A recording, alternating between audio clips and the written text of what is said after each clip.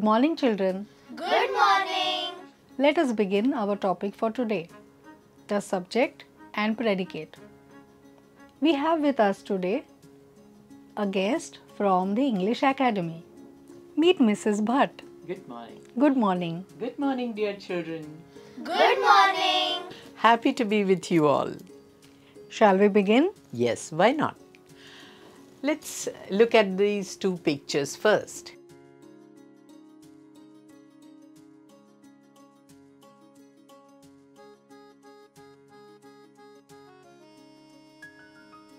Now let's concentrate on the picture. Who is there in the picture? What is she doing? I want you to describe the picture. Should I make a sentence on the picture? Yes, why not? You can name the girl. Sakhi is collecting dried leaves. Tell me, who is collecting dried leaves? Of course, Sakhi. Yeah, you mean Sakhi is the doer of the action. Is that right? Yes, certainly. The doer of the action is the subject of the sentence. So here in this sentence, Sakhi is the subject. Which word is talking about the action of collecting leaves? Is collecting. These two words show the action. These two words together make a verb. Now tell me, have you recognized the tense of the verb? Yes, it is present continuous tense. Like this, are we going to discuss about each and every word in the sentence? No. To begin with, we will divide the sentence in only two parts, the subject and the predicate. Oh, so the doer of the action is the subject. So what should we call the rest of the sentence? It is called predicate. To predicate means to declare. A predicate means that part of a sentence which gives information about the subject. Now look at the second picture and explain it in the same manner. Okay. Now look at the picture and make a sentence. Why one? I can make many. Make as many as you can. There is an old woman. She is sitting under the tree. 5 children are sitting around her. They all are looking at her. They are all listening to a story. They are all looking happy. Oh, good. Now you all continue with the same activity. Okay. So should I describe the subject and the predicate with the help of a chart? Excellent idea. Go ahead with the chart. Now children, look at this chart and concentrate. You will be able to see the subject and the predicate in each sentence that is shown in the chart. Let us read the first sentence.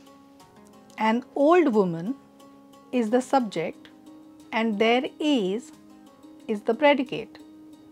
5 children is the subject, are sitting around her is the predicate. They all is the subject, are looking at her is the predicate. They is the subject, are listening to a story is the predicate. They all is the subject, are looking happy is the predicate. Absolutely correct. I think this chart explains today's topic very well. Don't you think so? We talked about the subject and the predicate. Now let us concentrate on the predicate. There are many words in a predicate. First, we'll find the word or words that show action. The word showing action is a verb. Now look at the sentences and find out the words that describe the action. All the words that are underlined are verbs. The beautiful birds build their comfortable nests for their young ones. Mrs. Shastri will teach geography. My mother donated 5 plants to our society temple.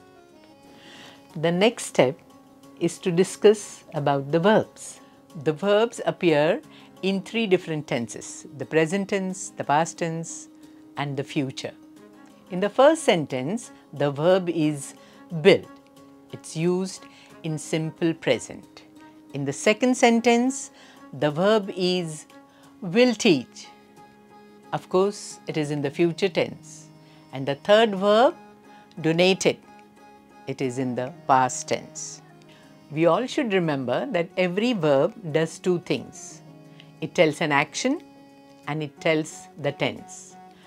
Telling the tense is the first quality.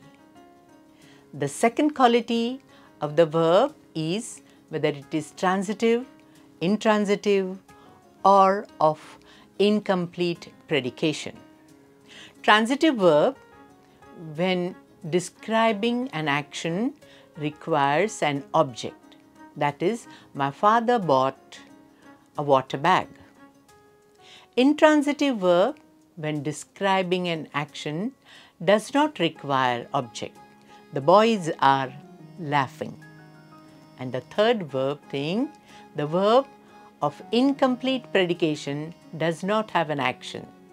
They are not the verbs of doing. They are the verbs of being. The coffee tastes bitter.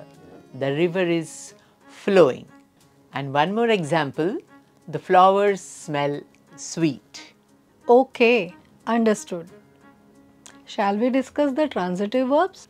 Yes, let's discuss transitive verbs having 2 objects, direct object and indirect object. Good. Please tell me how to differentiate between a direct and an indirect object. Let's take a simple example first. Mother gives a plant to Nina on her birthday. In this sentence, the subject is mother. Rest all the words come under predicate. Gave is the verb in the past tense. Now let's ask 2 questions to the verb gave. What was given? The answer is a plant. So, the plant is the direct object. Who was the plant given to? The plant was given to Nina.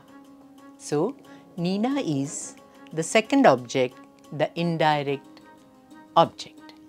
A simple way to find out the direct object is to ask questions in your mother tongue. काय दिलं? And the second question is कोणाला दिलं? Dear children, let's take another example. Mr. Kulkarni bought bananas from the farmer. In this sentence, is bought is the verb. What is bought? Bananas. Bananas is the direct object. From whom are they bought? From the farmer. The farmer is the indirect object.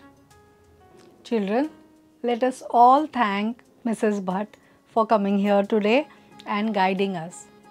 Thank you so much, ma'am. You're welcome. Thank you, children. Thank you. What did we learn? A sentence is divided mainly into 2 parts, a subject and a predicate. There are 3 types of verbs: transitive, intransitive, and verbs of incomplete predications. Transitive verbs may have 2 objects, direct object and indirect object. Exercise 1. The beautiful birds, subject, build comfortable nest for their young ones, predicate. Mrs. Shastri, subject, teaches geography, predicate.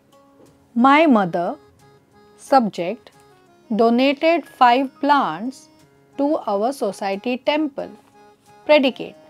Keep all the 3 subjects as they are and make your own predicates. Write down 3 new sentences. Exercise 2. Identify the verbs in the following sentences. In each sentence, name what type of verb it is. If the verb is transitive, write down direct and indirect objects. 1. The school children sat around the fire.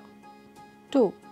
Mr. Zadhav teaches geography to the 6th standard. 3. My friend Dilip always smiles. 4. We live in Bharat. 5. In the rainy season, the sky appears dark.